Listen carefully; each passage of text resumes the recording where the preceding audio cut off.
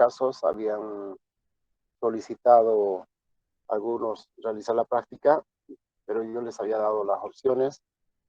No sé cuál forma habrá sido su decisión de ustedes, de hacerlo en forma grupal o bueno, de hacerlo en forma individual, ¿no? Simplemente para conocer, digamos, la metodología. A medida que han ido viendo, me imagino que no es muy complicado. Lo que es algo relativamente complicado sería la,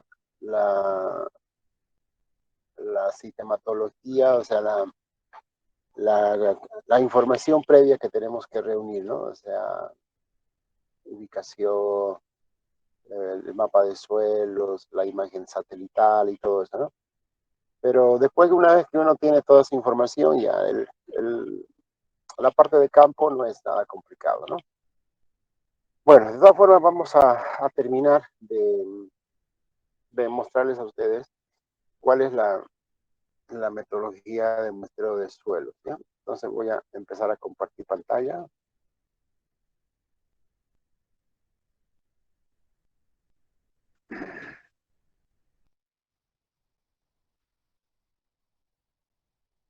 Bueno, estamos aquí. No, nos habíamos quedado acá.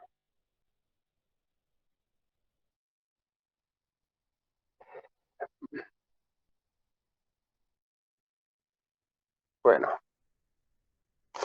entonces le estaba avisando yo, bueno, le estábamos comentando de que el muestreo de suelos se lo debe hacer en una situación de escasa humedad, ¿no? Para que no tengamos la distorsión de de la clasificación de colores, ¿no? O de la separación de capas u horizontes, ¿no? Ya les había dicho cuál es la diferencia entre capa y horizonte.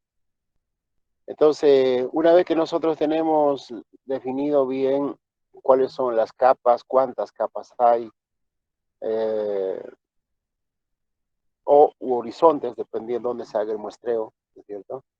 Y una vez que tengamos ya todos los equipos y herramientas listas para utilizar, pues se procede al muestreo. Una vez entonces que tenemos las calicatas, lo primero que se hace es dividir, ¿no? Físicamente las capas u horizontes que nosotros hemos identificado. Eso se hace con a ver, aquí está, con una navajita, un cuchillo, ¿no es cierto? Donde ustedes tienen que hacer una especie de corte en estas partes que ven ahí. O si estuviésemos ya en el suelo, pues aquí en la parte de los límites, ¿no? Donde están las capas. Entonces ahí se hace un pequeño corte, se deja un pequeño, como canaletita, para diferenciar, digamos, las diferentes capas que hay. Posteriormente se hace una nominación de las capas con una hoja, se pone, por ejemplo, acá, esta sería la capa A, supongamos, ¿no? Esta la capa B y esta la capa C. Entonces se pone una etiqueta con la letra correspondiente A, B, C, y posteriormente se pone un flexómetro al lado de las etiquetas para sacar una primera fotografía del perfil, ¿no? La fotografía tiene como objetivo, primero, documentar en el trabajo, en el informe final. Tiene que estar documentado, ¿no es cierto? Tiene que haber una evidencia de que evidentemente se ha hecho una calicata o varias calicatas. Y como la interpretación se hace en función a las capas, entonces cada capa tiene su propia interpretación, su propio análisis. Entonces, más o menos contrasta con la fotografía que se está mostrando. Entonces, es importante hacer eso y sacar la fotografía del perfil del suelo, ¿ya? Y posteriormente ahí se tiene que georreferenciar, obviamente, ¿no? La ubicación de esa calicata para ponerlo dentro del mapa de muestreo. Bueno, una vez que nosotros hemos hecho eso, diríamos que es la primera tarea, pues entonces después pasamos ya a sacar las muestras, ¿no? Yo les había comentado que hay algunas pruebas que se hacen in situ, es decir, se hacen en el lugar. ¿Qué pruebas se hacen en el lugar? Vamos a ver aquí, no están las pruebas, aquí están, pero no. Ajá, aquí están las pruebas que se hacen en un lugar. Les voy a mostrar yo les voy a relatar yo cómo se hace el registro de estos datos, ¿ya? Primero, la profundidad de los horizontes. Entonces, supongamos que voy a aquí simular una excavación de un horizonte, de un perfil. Y entonces cuando decimos profundidad de horizontes o profundidad de capas, nos dijimos que vamos a dividir así las capas, ¿cierto? Entonces cuando nosotros decimos profundidad, tenemos que medir el grosor de cada capa, ¿ya? Entonces agarramos un flexómetro y medimos desde aquí hasta aquí. ¿Y cómo se va anotando? Digamos capa A de 0 a 30 centímetros o 20 centímetros o 10 centímetros, lo que sea, ¿no? Entonces quiere decir que el horizonte A tiene una profundidad o un grosor de 30 centímetros. La siguiente capa, igual se ponen los límites de la capa, el flexómetro y se mide. Y entonces, ¿cómo se anota? Se anotaría, digamos, de 30 a 80. Quiere decir entonces que la capa, el C, también tiene un grosor, una profundidad, un grosor de 30 centímetros y está a una profundidad de 30 a 80 centímetros, ¿no? Y si hubiese una tercera capa, entonces igual se hace la medición y se anota, en este caso sería de 80 hasta 1.2, ¿no? Entonces, de esa manera, nosotros tenemos el grosor y la profundidad de las capas. Entonces, quien va a ver el informe dice, bueno, la capa C lo podemos encontrar a partir de una profundidad de 80 centímetros. Si esas capas, digamos, tuviese algunas limitaciones, entonces no nos tendría que preocupar, porque a esa profundidad las raíces al menos depende qué uso se le dé, obviamente, pero hablando desde un punto de vista comercial, diríamos que no tuviese tanta importancia, ¿no? Diferente fuese que los problemas de limitación se dieran en la capa B. Entonces uno dice, bueno, esas limitaciones están a 30 a 80 centímetros, entonces puede ser que sí afecte directamente al desarrollo de las plantas, ¿no? Entonces para eso se coloca la profundidad y se coloca de esa manera, se anota de esa manera. Bien, después se evalúa la estructura. ¿Cómo se evalúa la estructura? Cuando veamos el tema de estructura, vamos a ver que la estructura es un estado del suelo.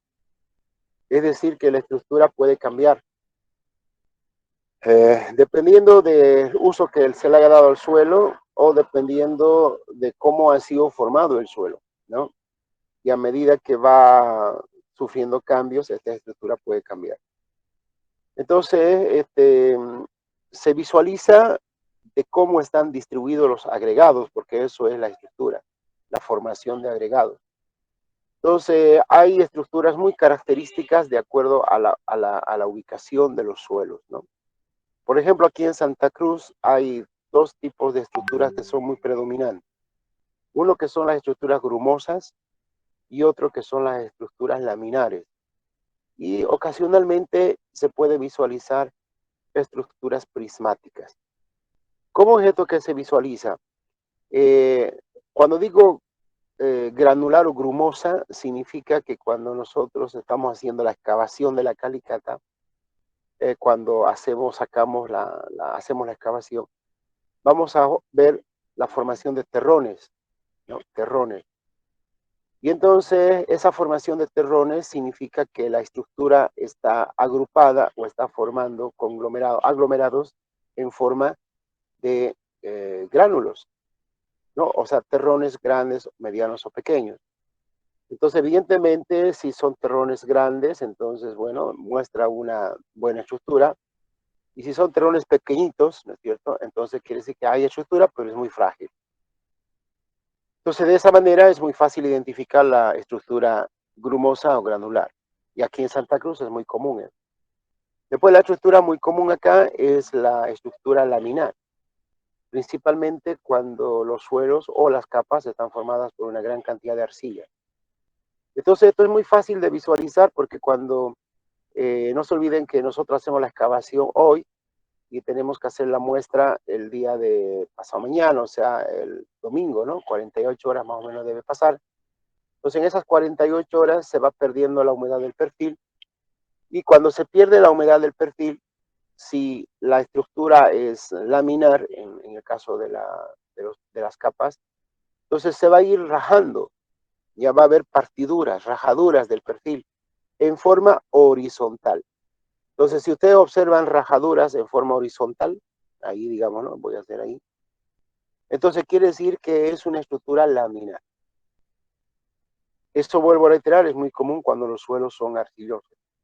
Entonces uno observa esas rajaduras y entonces dice estructura de la capa A granular o estructura de la capa B prismática, o puede ser que no haya ninguna de esas estructuras. No siempre hay que ver, o sea, cuando yo digo predominan, no quiere decir que siempre va a existir. Hay suelos, por ejemplo, que tienen una textura muy suelta, mayor cantidad de arena, y no hay absolutamente ninguna estructura. ¿No? Están ahí apegados mientras hay humedad, pero se va secando la humedad y se va cayendo eso, ¿no? Se va desmoronando.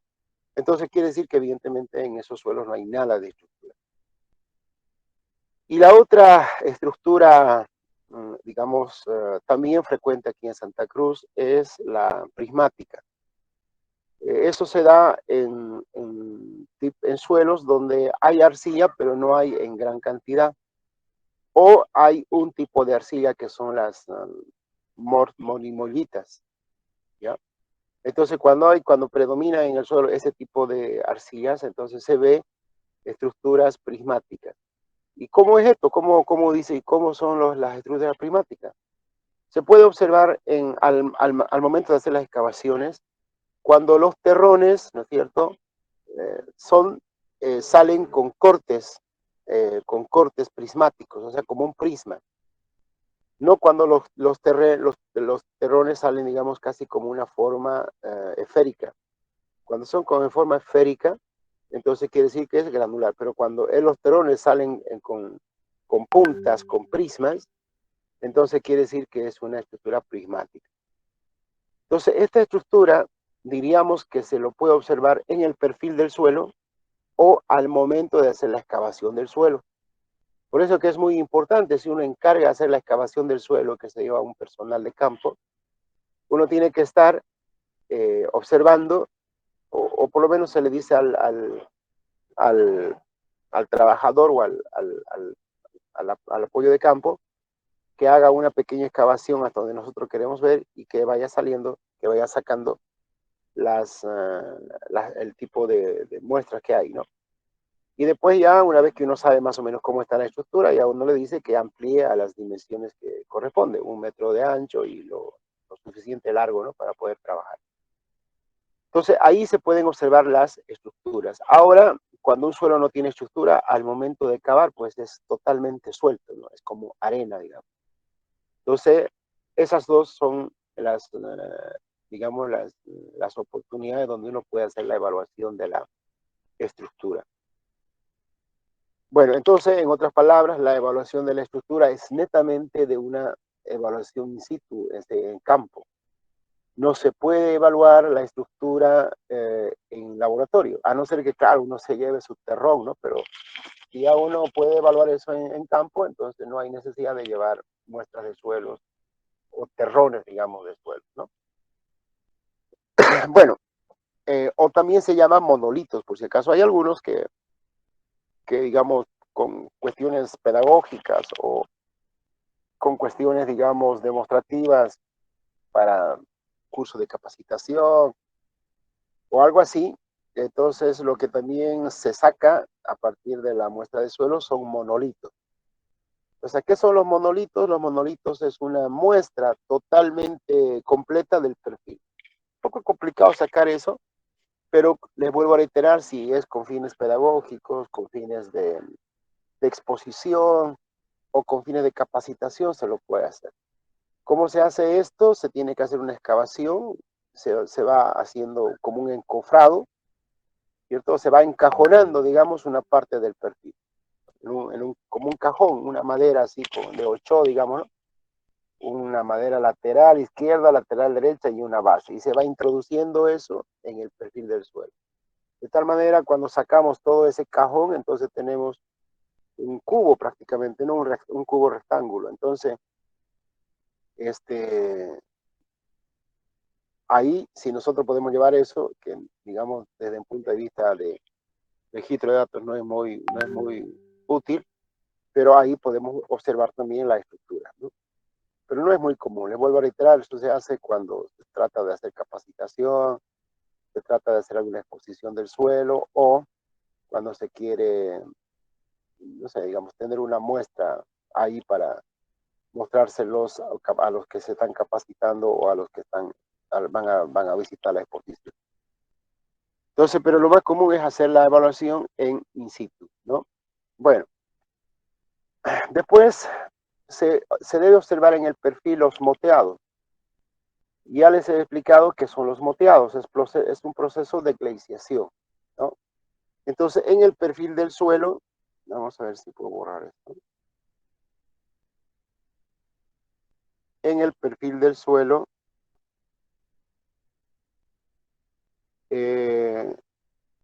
tenemos que observar manchas, digamos, manchas de color café, ¿ya? Manchas de color café. Entonces, cuando uno observa esas manchas de color café, entonces quiere decir que evidentemente se ha producido un proceso de glaciación. Ya les he mostrado cuando había la glaciación ese tipo de manchas, ¿no? Entonces, eso puede estar presente en el suelo y entonces uno lo tiene que anotar. ¿Qué cosa tiene que anotar? Tiene que anotar la presencia de esas manchas moteadas, ¿no? Y a qué profundidad se encuentran esas manchas moteadas. Entonces uno dice, por ejemplo, en el horizonte A, moteado, no, sí, ¿no? Esas dos cuestiones. ¿Hay o no hay? Si hay, perfecto, entonces se anota. ¿Y a qué profundidad está? Entonces están a 20, a 30, 40, no sé, a la profundidad que se haya ubicado.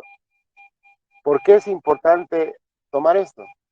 Porque el moteado es un indicador del nivel freático, de la altura que alcanza el nivel freático, ¿no? Y ese nivel freático, ya en el uso del suelo, puede generar una limitación del suelo. Entonces es un indicador del nivel freático y de la posible limitación del suelo. Por eso que es muy importante ver la presencia y tomar a qué profundidad se encuentra ese moteado. Bueno, el color del suelo. El color del suelo, fíjense que ya lo utilizamos para diferenciar, si es que no podemos encontrar una diferencia visual entre horizontes, nos podemos ayudar con la tabla Munsell. La tabla de Munsell, vamos a avanzar cuando llevamos color, es un instrumento el cual nos da una referencia de una gama de colores y lo que nosotros tenemos que hacer es nada más comparar, ¿no? Comparar las diferentes hojas de la tabla Munsell que tienen determinados una gama de colores, comparar con el color que está reflejando el suelo y anotarlo. Hay una forma muy interesante de anotar el color, no se lo anota como color oscuro o café claro, no, sino se anota en función al croma, en función a la intensidad del color y al brillo del color. Y eso lo vamos a ver cuando veamos color del suelo. Y la información que nos da es muy importante porque nos va a dar más o menos una indicación de qué tipo de sustancias químicas pueden estar presentes en ese suelo. Entonces hay una gama de colores dependiendo de dónde estemos sacando la muestra, desde colores oscuros, desde colores blancos de toda tonalidad, colores café de toda tonalidad, colorados de toda tonalidad, verdes de toda tonalidad. Entonces, cada tonalidad de color nos da una información sobre la posible composición química del suelo. Por lo tanto, es importante tomar. Ahora, esto se puede hacer al momento de dividir los horizontes, con ese objetivo principalmente de dividir los horizontes. Y después ya en el laboratorio también lo podemos hacer, porque vamos a sacar muestras de cada capa. Y entonces ahí en el laboratorio también podemos ratificar la prueba del color. Por lo tanto, la prueba del color, digamos que no es necesariamente hacerla in situ. Podemos hacerla in situ o podemos hacerla en laboratorio. La dureza y la consistencia. La dureza y la consistencia significa la resistencia que pone el suelo al desarrollo radicular de las plantas, ¿no? Entonces esa resistencia hay que evaluarla y hay que evaluarla también in situ. ¿Con qué se evalúa eso? Eso se evalúa con un equipo que se llama penetrómetro. Ese equipo penetrómetro hay de diferentes formas, ¿no? Y de diferentes modelos, diríamos así, que simplemente nos mide a nosotros la resistencia en kilogramos por centímetro cuadrado que tiene el suelo. Evidentemente, como el suelo puede tener un material plástico que es la arcilla, entonces lo que hay que hacer esto es tratar de evaluar con una humedad prácticamente ausente, ¿no? Entonces, si lo hacemos con un suelo muy húmedo, pues entonces no vamos a ver resistencia, claro, porque la humedad aumenta la plasticidad del suelo y no vamos a evaluar la resistencia. Entonces, por eso que 48 horas es muy importante que transcurra la humedad, o sea, que transcurra para que se pierda humedad. Entonces, con el penetrómetro nosotros determinamos la resistencia o la dureza del suelo, ¿no? Y eso se expresa en kilogramos por centímetro cuadrado o en pascales por centímetro cuadrado. En realidad es unidades de presión, ¿no? Porque como función del penetrómetro es fuerza sobre superficie. Entonces, fuerza sobre superficie es presión. Entonces, cuando veamos, esto lo vamos a evaluar nosotros en propiedades físicas, justamente cuando veamos plasticidad y densidad del suelo, ahí les voy a mostrar el penetrómetro y cómo se evalúa y cómo se utiliza, ¿ya? Pero ya ustedes sepan que cuando estamos en campo hay que hacer esa prueba. Después evaluamos ahí la penetración o la profundidad de raíces, ¿ya? Entonces, ¿cómo se evalúa esto? Aquí hay una cuestión muy interesante. Si nosotros hacemos la calicata en un lugar donde hay vegetación, entonces seguramente que vamos a poder observar raíces, ¿no? Pero si nosotros hacemos la calicata en un lugar donde no haya vegetación, entonces es muy probable que no encontremos raíces. Entonces, esta prueba es muy importante cuando exista la presencia de raíces, ¿no? Entonces, lo único que se hace es evaluar hasta dónde se ha desarrollado las raíces o hasta dónde nosotros observamos raíces, hasta qué profundidad me refiero, ¿no? Y una vez que nosotros encontramos esa profundidad, evidentemente nosotros vemos la última raíz a qué profundidad se encuentra. Y medimos desde la superficie hasta la ubicación de la última raícita. Y entonces eso significa la penetración de raíces, a qué profundidad penetraron, o también se conoce eso como profundidad efectiva. Entonces nosotros evaluamos la profundidad efectiva del suelo o la penetración de las raíces en el suelo. El nombre técnico es profundidad efectiva. Ahora, hay algunas especies, ¿no es cierto? Y por eso que es muy importante cuando habíamos hecho la primera extensión de campo, habíamos visto que hay que tratar de buscar qué especies están predominando en la zona. ¿Con qué objetivo se hace esto? Porque hay especies que tienen diferentes sistemas radicular.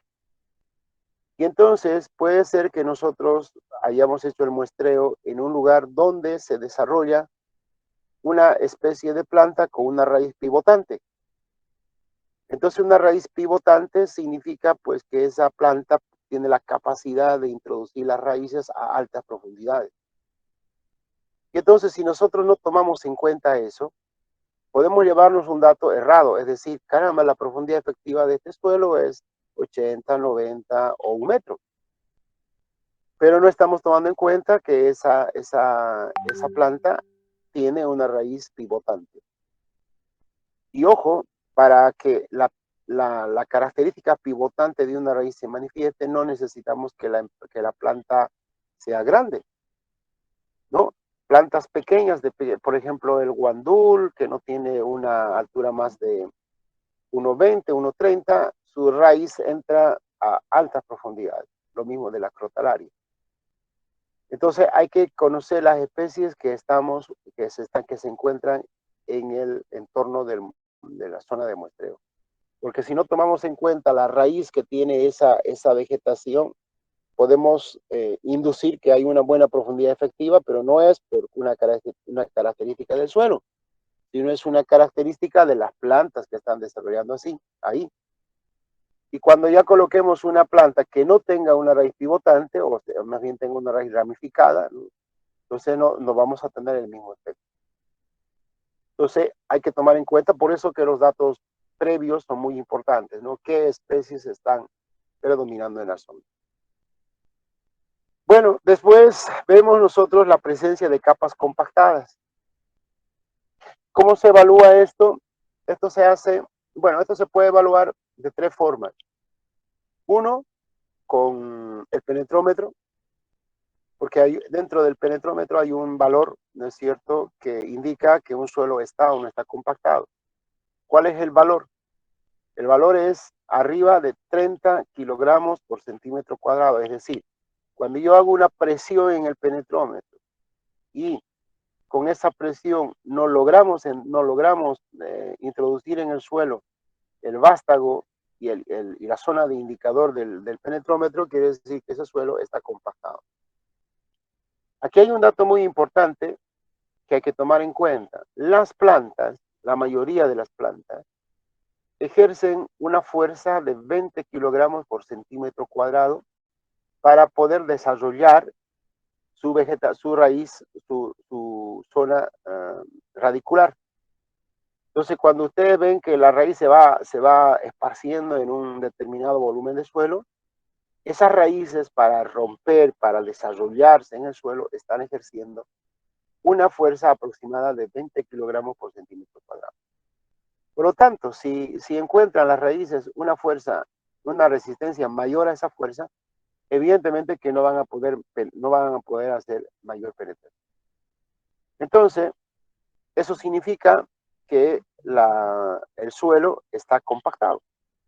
Entonces nosotros lo podemos determinar por 3 cosas, ¿no? Uno, por el penetrómetro, cuyos valores superan los 25 a 30 kilogramos por centímetro cuadrado. Ese es un dato.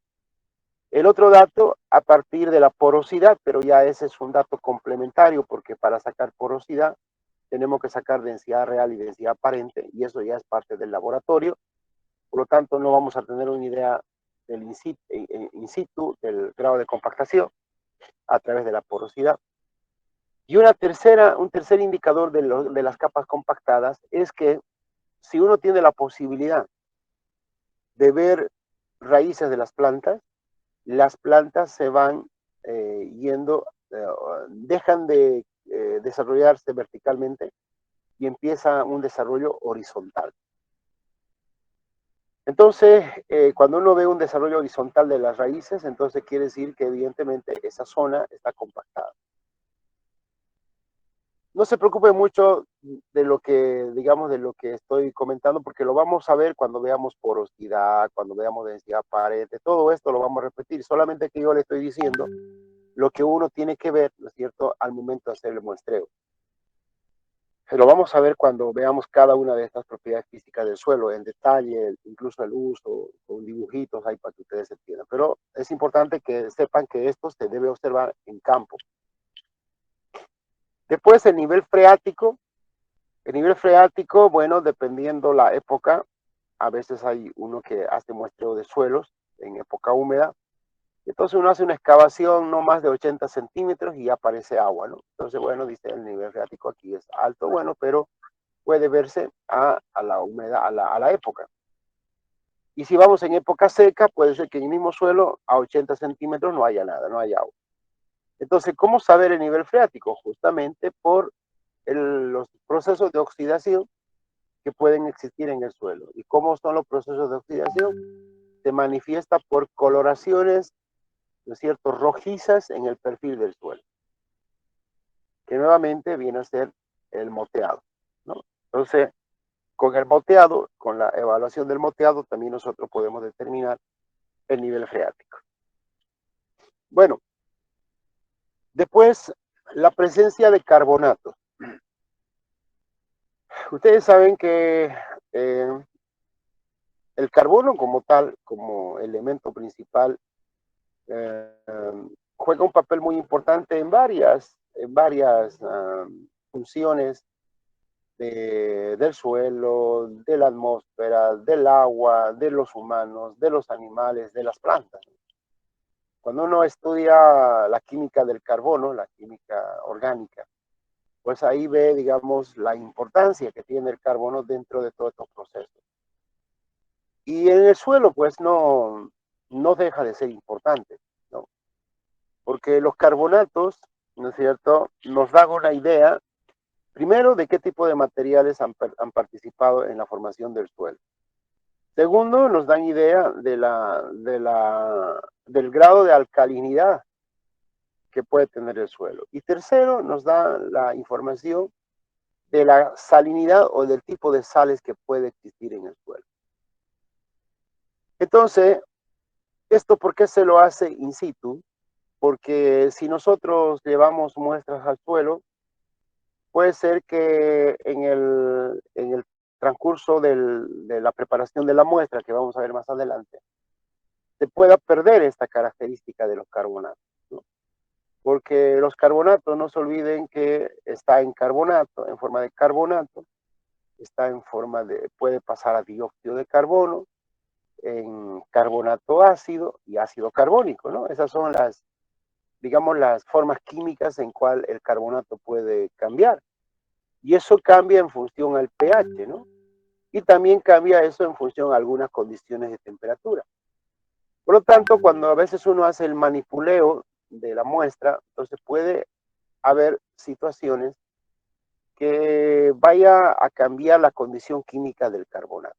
Por lo tanto, la presencia y ausencia de carbonato se recomienda hacer en la zona, in situ. ¿Y cómo se hace esto?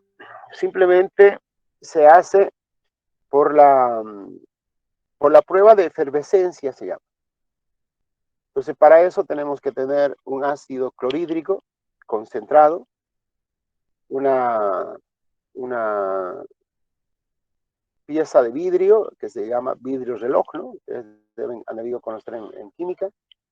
Entonces, ponemos una pequeña porción del suelo a donde queremos hacer la prueba de carbonatos y le agregamos 2 gotitas. ¿No? Una gotita incluso es suficiente si es que hay carbonato. Entonces, cuando agregamos la gotita, nosotros vamos a ver efervescencia, es decir, vamos a ver una especie de burbujas. Y esas burbujas son porque el carbonato lo estamos transformando a dióxido de carbono, precisamente por la acción del ácido. Y el dióxido de carbono es un gas que, con la humedad que está ahí, pues forma esas burbujas de gas, ¿no? Y entonces cuando hay esas burbujitas se llama efervescencia. Y si hay esa presencia, si hay esa efervescencia, entonces decimos que hay carbonato. Ahora, lo que sí no podemos es cuantificar, no podemos decir cuánto de carbonato hay, porque también eso puede estar en función a la, digamos, a la magnitud de la efervescencia. Si la efervescencia es bastante, entonces, bueno, se supone que hay mucho carbonato, y si la efervescencia es leve, entonces decimos que hay poco carbonato, pero mucho y poco no es un valor cuantificable. Entonces, ya cuando nosotros quisiéramos cuantificar cuánto carbonato hay, entonces vamos al laboratorio y analizamos los carbonatos, ¿sí? Y entonces es muy importante la presencia de los carbonatos, porque si hay carbonatos, nos dice que ese suelo se ha formado a partir de rocas calcáreas, rocas carbonatadas. Nos dice también que el suelo de esa zona es un suelo alcalino, porque el carbonato es precisamente un indicador de medios alcalinos. Y también nos dice de que es muy posible que hayan sales, ¿no? Y las principales sales cuando hay carbonatos son las sales de sodio, principalmente, y después las sales de potasio. Entonces, bueno, si hubieran sales no hay problema. El problema es que son sales de sodio. Y vamos a ver más adelante el efecto negativo que tiene el sodio en el suelo. Pero entonces ya nosotros tenemos esa idea. Fíjense, por lo tanto, que cuando nosotros estamos sacando todo esto en el suelo, en in situ, ya nosotros estamos generando información que si tenemos la experiencia necesaria ya podemos nosotros inducir algunos resultados, ¿no? Ya podemos sacar algunas conclusiones. Pero si no tenemos, digamos, ninguna experiencia, puede ser nuestro muestreo, nuestro primer muestreo. Entonces lo que tenemos que hacer es sacar la información con mayor detalle posible, para que ya con las personas que ya les toca hacer la interpretación, ¿no? O con las personas con quien vamos a trabajar la interpretación, pues no nos esté faltando información. Porque una vez que nosotros decimos ya hemos concluido el trabajo, entonces lo que vamos a hacer es cerrar la calicata. Jamás en la vida dejen un espacio así abierto. Porque fíjense, y esto me pasó a mí, por eso que lo cuento, en un estudio que hicimos, les había dicho yo de que vamos a dejar todas las calicatas, todas las excavaciones tapadas. Y bueno, se nos fue un par de calicatas, ¿no? No los habíamos totalmente cerrado. Y cuando el suelo empezó a funcionar, digamos, a trabajar, entran los tractores y bueno, además que crece la maleza, ¿no? O sea, crece la vegetación y lo que era un suelo despejadito, pues se camufla ese hueco. Y pues nos pasó que un tractor se metió, hay una rueda se metió en la calicata y bueno, ¿no? Generó daños materiales, perjudicó el trabajo porque había que sacarlo, bueno, una serie de problemas, ¿no? Entonces, lo mejor es que se tenga una verificación de que todos los espacios estén cerrados, es decir, todas las calicatas que hemos abierto estén rellenadas. Y una vez que se rellena, listo, ya no se puede volver a sacar muestra de ahí porque ya no se olviden que hemos alterado todo. Entonces, si nos hemos olvidado algo, ya, listo, entonces ya, listo, nos olvidamos. Y no tendríamos que volver a querer corregir ese error tratando de rescatar la nueva calicata. Entonces, quizás lo más común, lo más fácil, si en caso nos olvidamos un dato, sería hacer una calicata vecina, ¿no? Al lado de la calicata que hemos cerrado y resulta que nos olvidamos algo, bueno, entonces habrá que hacer eso. Pero eso se hace un problema mucho mayúsculo cuando ya terminamos el muestreo y nos venimos a la ciudad a hacer el trabajo de gabinete. Y entonces cuando estamos nosotros anotando la información, y este dato, caramba, y este otro dato, ahí sí que es más grave porque sí, dependiendo obviamente del tipo de dato que nos hayamos olvidado, puede ser importante o no tanto, y entonces hay que volver a ir.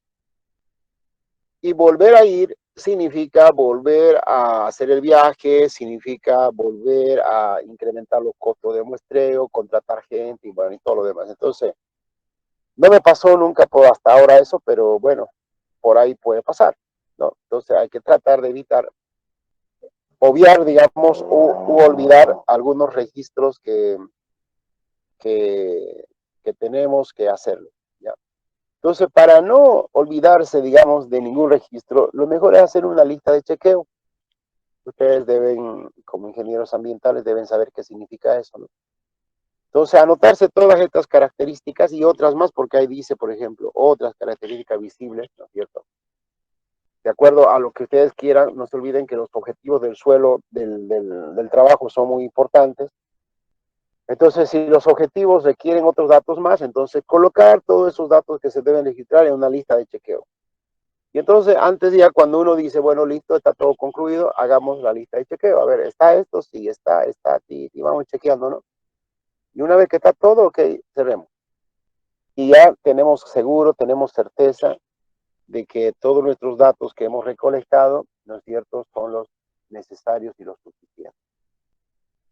Entonces, en eso consiste este muestreo in situ, ¿ya? Ahora, fíjense acá, una vez que nosotros hacemos todas esas observaciones, sacamos muestras. Por ejemplo, acá verán ustedes que hay 3 muestras, ¿no? Aquí hay 3 muestras, 1, 2, 3. Se supone que esas 3 muestras corresponden a un perfil y cada muestra corresponde a una capa u horizonte. Entonces, por lo tanto, nosotros tenemos que tener, si el horizonte tiene, perdón, si el perfil tiene 3 capas, tenemos que tener 3 muestras, ¿no? Si tiene 3 horizontes, 3 muestras. Y después, una vez que nosotros tenemos las muestras de cada horizonte, tenemos que etiquetarlas. Esto sí es muy importante. También esto tiene, digamos, algunas experiencias desagradables. ¿En qué sentido? No se olviden que estas muestras van a venir de campo, entonces de alguna u otra manera tienen que ser transportadas. Y claro, cuando uno está con movilidad propia, pues sabe el cuidado que tiene que tener, ¿no es cierto? Y sabe el cuidado que tiene que tener en su manejo de la muestra. Pero hay algunas ocasiones que hay necesidad de mandar las muestras, ¿no? Entonces uno las empaca y las manda. Y entonces ya el que está transportando puede que no conozca, ¿no es cierto? En realidad no tiene obligación de conocer tampoco la importancia del cuidado que tiene que tener en su manejo. Y entonces puede, como cargan, ¿no? Las cargas en un vehículo de transporte público, lo tiran y ya, ¿no? Y si le llega la humedad, pues ni modo, y si ocurre un accidente, ni modo, total, ya es, el que ha enviado sabe que corre ese riesgo. Y entonces sucedió esto que cuando enviamos las muestras, me acuerdo allá de la zona de la Chiquitanía, justamente de Concepción, porque eran varias muestras y nosotros íbamos a ir enviando. Entonces, en esos micros que habían en la línea 103, 104, creo, se lo encargamos bien, todo, con cuidado, todo, pero nunca nos tomaron en cuenta, me imagino. Y cuando llegamos acá, recogimos, y resulta que hay algunas bolsas reventadas, dañadas, ¿no es cierto? Y algunas donde la etiqueta estaba borrosa, ¿no? Porque se había humedecido, porque, bueno, se rajó la bolsa y como la muestra estaba húmeda, pues humedeció y hizo que la etiqueta sea legible. En resumen, si tenemos todo eso, toda esa muestra no sirve, no deberíamos utilizarla, porque si no hay información de dónde corresponde, a qué corresponde, estaríamos adivinando. Y peor, si ha habido ruptura de bolsas, si ha habido en algún caso mezcla de muestras, estaríamos contaminando una con otra. Entonces lo mejor es desechar esa muestra y bueno, si realmente son muestras únicas, ni modo, hacer otra vez el muestreo. Entonces en la etiqueta es muy importante colocar los datos que nos identifican la muestra y hay que cuidarlos que estos no se echen a perder, o sea, no se mojen, no se pierdan, no dejen de ser legibles, ¿no? De tal manera que nosotros perdamos la información, porque fíjense, ¿de qué serviría que al laboratorio nos llegue una muestra bien intacta, todo, pero que la etiqueta no sea legible? O sea, no sabemos a dónde pertenece, a qué capa, a qué perfil, nada. No tiene sentido hacer el análisis de esa muestra, ¿no? Entonces la etiqueta tiene una importancia muy, muy alta. Entonces, ¿qué debe ir en la etiqueta? Primero, la ubicación del perfil, es decir, el valor de X y el valor de Y, ¿no? O la latitud y la longitud, si quiere. El otro dato que tiene que ir es a qué perfil corresponde, al perfil 1, perfil 2, perfil 3, es decir, a la calicata 1, calicata 2, calicata 3, ¿no? Eso uno tiene que tener la secuencia. El tercer dato, a qué capa corresponde, capa A, capa B, capa C, ¿no? El tercer dato, quién ha realizado el muestreo, porque es importante que esté anotado el nombre del que ha sacado el muestreo, porque cuando uno tiene duda, pues va y le pregunta a esa persona, porque esa persona lo ha visto al suelo, ¿no? Y un cuarto dato, ¿en qué fecha ha sido sacada la muestra? Porque van a ver más adelante que las muestras se pueden conservar. Y bueno, las muestras bien conservadas pueden utilizarse por varios años para hacer un seguimiento, por ejemplo, de cómo está siendo manejado el suelo, qué cambios ha sufrido el suelo, ¿no? Para después hacer un análisis temporal. Entonces, esos son los datos básicos que tiene que tener una etiqueta, ¿no? Ahora bien, ahí, por ejemplo, en la fotografía esa, se está haciendo la prueba de carbonatos, ¿no? Fíjense, se saca una pequeña muestra con una espátula. Podemos nosotros utilizar un tubo de ensayo, como está utilizando ahí esa persona, o un vidrio reloj, o una caja Petri que están ahí al lado que están en la bandeja. Y ahí tenemos nuestro ácido sulfúrico, en ese color ámbar, ¿no? Nuestro ácido clorhídrico, perdón, clorhídrico, no sulfúrico, clorhídrico. Y entonces hacer una gotita y bueno, vemos la efervescencia. Entonces, esa es la prueba de carbonatos que se hace. Bueno, seguimos. Una vez que nosotros hemos recolectado las muestras de campo debidamente empacadas y etiquetadas, bueno, entonces nos vamos a llevar al laboratorio. Y evidentemente que en el laboratorio termina nuestra responsabilidad, ¿no? Porque nosotros entregamos en el laboratorio y el laboratorio pues se ocupa de hacer todo lo demás y nos entrega ya los resultados de los análisis. Pero en el caso que nosotros tengamos que hacerlo, ¿cierto? Porque finalmente uno por ahí llega a trabajar en un laboratorio, o por lo menos tiene que saber qué tipo de manipuleo tiene la muestra dentro de un laboratorio para más o menos saber qué cuidados, ¿no? Se tiene en la parte de laboratorio. Entonces, primera actividad del laboratorio es hacer el secado. Entonces, los suelos deben ser secados así en bandejas plásticas o metálicas, pero preferentemente plásticas, al aire, a la temperatura ambiente, es decir, a la sombra simplemente. ¿Por qué razón? Porque las pruebas que se hacen, por ejemplo, se hace nitrógeno, materia orgánica, biota del suelo, bueno, varias pruebas que se hacen, que si nosotros le metemos a la estufa, ¿no es cierto?, podemos eliminar esos elementos de análisis. Por ejemplo, el nitrógeno lo podemos volatilizar. En el caso de los microorganismos de la biota del suelo, evidentemente si le metemos a una estufa de arriba de 100 grados, pues los eliminamos, ¿no? Lo esterilizamos al suelo. Entonces, es una norma, digamos, que para análisis de suelo físico, químico y o biológico se debe hacer secar a la sombra, en ambientes aireados, pero nada más. Y cuando estamos seguros que la muestra va a ser utilizada con fines solo físicos, entonces, evidentemente, esa muestra puede ser secada en una estufa. Entonces, si la muestra va a ser sujeto de un análisis físico, químico y biológico, secado al ambiente. Cuando va a ser sujeto de solo un análisis físico, entonces puede ser secado en una estufa. Entonces, cuando uno dice, ¿y cuáles son los análisis físicos? Pues los análisis físicos son textura, densidad, a ver, ¿qué más? Textura, densidad, nada más. Textura y densidad, esos son los análisis físicos.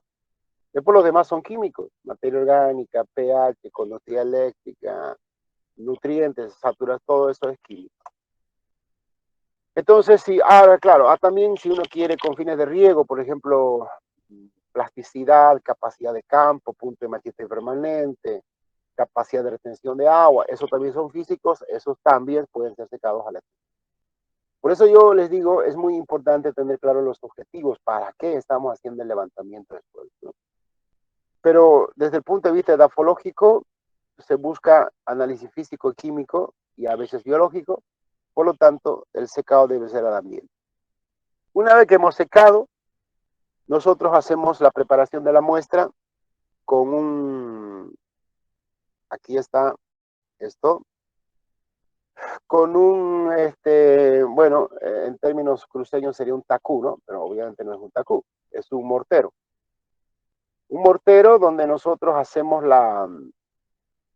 el molido de la muestra, destrozamos esos terroncitos, ¿no? Esos grumos, esos pequeños aglomerados que pueden haber venido en la muestra, y posteriormente eso nosotros lo tamizamos, ¿no? Ahí tenemos el tamiz. Entonces podemos tener un juego de tamices, ¿no? ¿Qué tamiz? A ver, pregunta, ¿nosotros podemos usar todos los tamices? Sí. Pero, ¿qué tamiz es más importante? Dependiendo nuevamente de qué estamos haciendo el análisis, ¿no? Por ejemplo, si vamos a hacer análisis físico y químico tradicional, entonces podemos partir de utilizar un tamiz de 2 milímetros, ¿no? Entonces, bueno, con ese tamiz nosotros no castigamos absolutamente ningún tamaño de partícula que pueda incidir en una propiedad física del suelo. Ahora, si nosotros queremos hacer, por ejemplo, materia orgánica, solo materia orgánica, entonces, para eliminar cualquier error en la muestra, entonces la muestra la tenemos que hacer pasar por un tamiz que se llama número 100, o un tamiz en milímetros sería menor a 0.002 milímetros. ¿Por qué ese tamaño? Porque cuando uno saca muestra orgánica, analiza la materia orgánica, fíjense, saca la muestra en una cantidad de 0,5 gramos, o sea, ni un gramo, fíjense. 0,5 gramos utiliza de la muestra para sacar materia orgánica.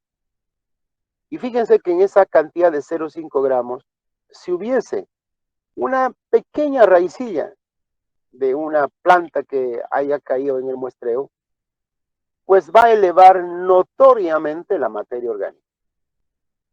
Por lo tanto, ese tamiz 100 o ese tamiz de 0.002 milímetros elimina o separa ese tipo de materiales orgánicos, raicillos. También, ojo, cuando uno está utilizando, quiere hacer materia orgánica y quiere hacer la pesada de ese 0,5, no puede utilizar papel, no puede utilizar, porque el papel es materia orgánica y esas pequeñas partículas del papel pueden adherirse al suelo y entonces también darnos un dato falso de lo que es la materia orgánica. Entonces, cuando se hace ese análisis hay que utilizar material metálico para pesar o material de porcelana, ¿ya? Entonces, el tamizado es muy importante, ¿no? Para separar todos los materiales de mayor diámetro que no nos interesa.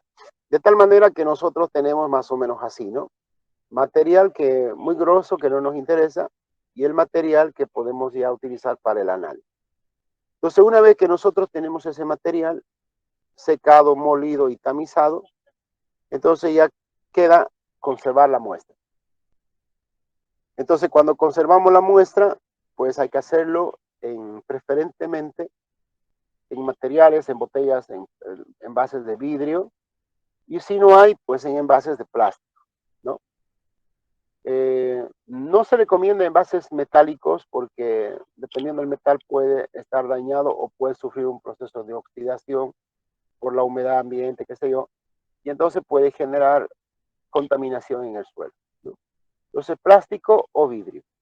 Y después ahí se puede tener la muestra por el tiempo que quiera. ¿Por qué les digo que es importante guardar la muestra? Cuando uno está utilizando el suelo, fíjense que, bueno, esto es cuando uno lo utiliza obviamente responsablemente, ¿no? Entonces, uno utiliza el suelo y estamos partiendo de una línea base, es decir, de unas características físico-químicas.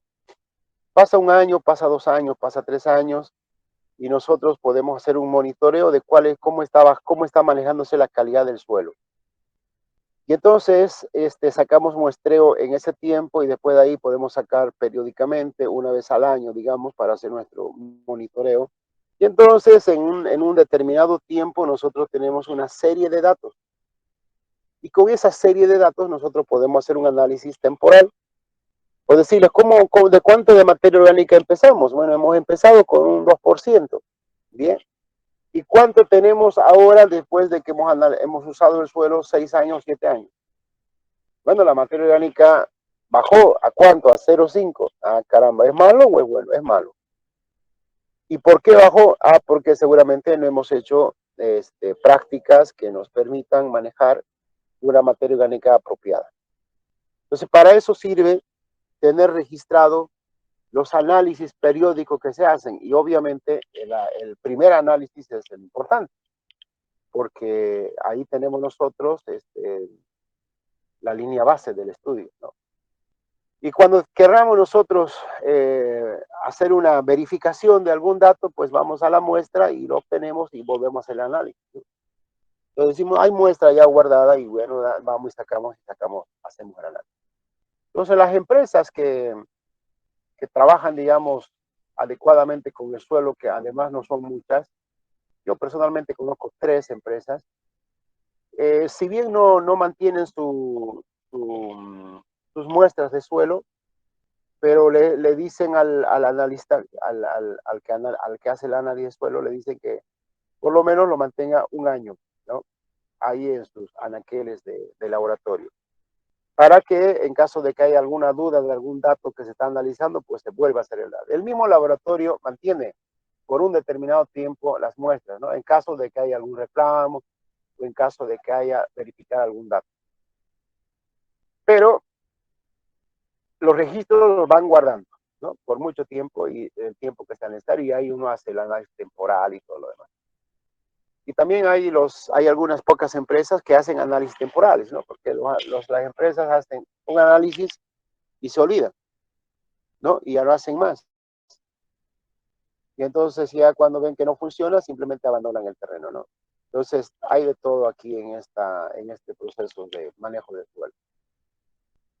Bueno, entonces una vez que ya está con las muestras conservadas, entonces se procede al análisis de muestras de laboratorio.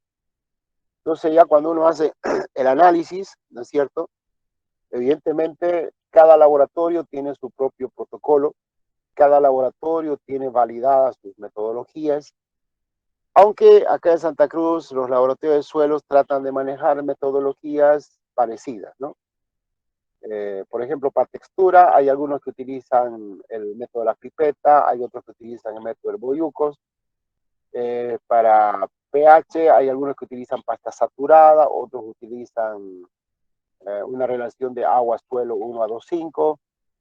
Para conductividad eléctrica lo mismo en pasta o en una relación de suelo y agua. Para materia orgánica hay algunos que utilizan una combustión húmeda, ¿no? Otros utilizan una combustión seca.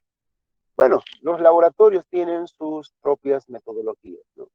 Entonces, los resultados que a uno le dan, tiene que ir ahí como está esa muestra, resultados de análisis, ¿no es cierto? Y tiene que ir con el valor que se saca del elemento o de la característica físico, química o biológica del suelo, las unidades en las cuales se ha medido y además debe decir con qué método se lo ha realizado. Porque cuando uno analiza, por ejemplo, nitrógeno, a partir de la materia orgánica, los parámetros para medir si es alto, bajo, medio, son diferentes cuando el nitrógeno se utiliza el método Kendall, por ejemplo, ¿no? Entonces ahí cada laboratorio tiene que indicar qué metodología ha utilizado y además tiene que adjuntar su tabla comparativa de interpretación, ¿no? Entonces, por decirles, calcio 12 centimol por kilogramo. Bueno, ese 12 es alto, es bajo, es medio. Entonces, para ayudar a la interpretación, pues ahí los laboratorios también colocan una tabla comparativa para que uno más o menos evalúe los tenores de las diferentes características físico y químicas del suelo. Y con eso, más la información que nosotros hemos sacado de la fisiografía, topografía, de la vegetación y todo lo demás, se elabora el informe de suelo, el informe del levantamiento de suelo. Entonces, el análisis químico evidentemente es una parte esencial del levantamiento de suelo, pero lo otro también es esencial, ¿no? O sea, el clima, la topografía, las vías de acceso y todo lo demás, toda la información que ya indicamos es importante. Con todo eso, con toda esa información, se elabora lo que se llama el informe final del estudio de suelo. Y cuando uno elabora ese informe final, normalmente adjunta un posible manejo de suelos. Es decir, como se presenta con un mapa de suelos, entonces decimos, esta zona verde, esta zona, supongamos que hay les voy a mostrar ya, no creo hoy día, la próxima clase, el trabajo que hicimos por una empresa. Entonces se hace un mapa de suelo donde se muestra en forma con colores y se le dice, ¿no? Este color rojo en este mapa representa arena, por lo tanto no se recomienda hacer el desmonte. Este color anaranjado representa zona baja, por lo tanto se debe tomar en cuenta generar un posible o generar vías de drenaje o vías o construcción de drenes para evitar la acumulación de agua. Y así se va recomendando, ¿no es cierto?, en función a todos estos datos recolectados, de tal manera que el que ha encargado el trabajo, el estudio de suelos, pues tenga una información que le sirva simplemente para directamente ejecutar, ¿no? Dice, bueno, aquí no se desmonta, entonces si nos han dicho que no se desmonta, no se debe desmontar. Aquí nos dice que es soya, perfecto, entonces aquí está el soya, ¿no? Acá dice que no sirve para maíz, entonces no le echemos maíz. Entonces, esa es la idea de estos informes, pero ahora, eso es en teoría. Ahora, en la realidad, ustedes saben que aquí hay una inconsciencia tremenda de los productores, y estoy hablando de todos los productores. Lo único que respetan son las cortinas rompeviento.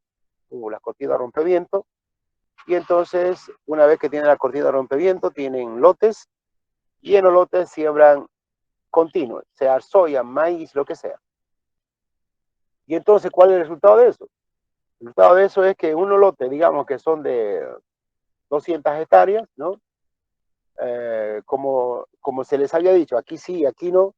Entonces le tiraron semilla a las 200 hectáreas y claro, en algunas zonas de esas 200 hectáreas ha producido bien y en otras ha producido regular y en otras prácticamente no ha producido nada, ¿no?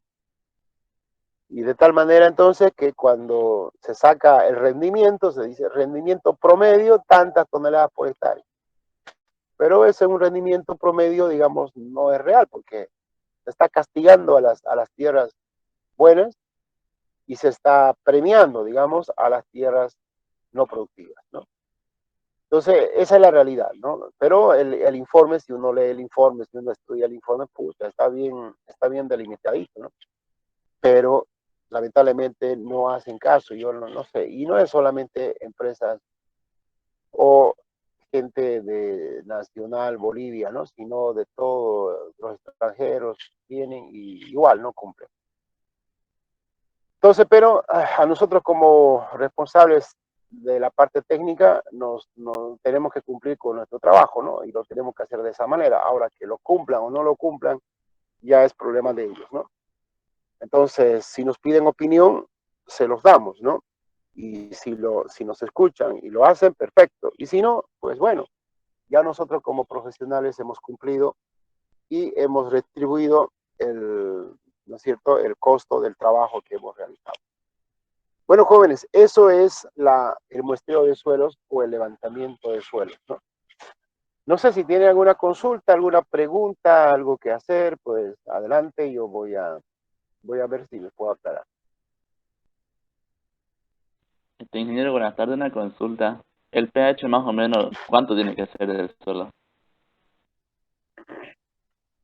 Bueno, a ver, eh, el pH, como ustedes saben, es muy determinante principalmente en los procesos biológicos y químicos, ¿no? Entonces, fíjense, hay estudios desarrollados sobre cuál es el pH para diferentes especies, ¿no? Productivas. Entonces, van a encontrarse ustedes que, por ejemplo, para maíz hay un determinado pH, para soya hay otro pH, para árboles frutales hay otro pH y así, ¿no? Como el estudio está siendo muy específico, entonces, no en nuestro país, en otros países, ¿no? En Argentina, en Brasil, en Colombia, se hacen estudios específicos de tal manera que se determina el valor exacto para una especie. Pero en términos generales, ¿no es cierto? En términos generales, el pH óptimo para la mayoría de las plantas y además para que las propiedades químicas del suelo se manifiesten sin ningún problema, obviamente las propiedades que generan un efecto positivo, ¿no? Es de 6,5 a 7,5. Ese es el rango del pH, digamos, adecuado para una gran gama de especies que podemos utilizar, con los cuales podemos utilizar el suelo. 6,5 a 7,5. Más adelante les voy a mostrar cuando veamos pH, por qué ese rango y qué pasa si sube o baja y en qué afecta a la parte física, a la parte química y en qué afecta a las plantas. Pero ese es el rango, 6,5 a 7,5. Bien, ¿alguna otra pregunta?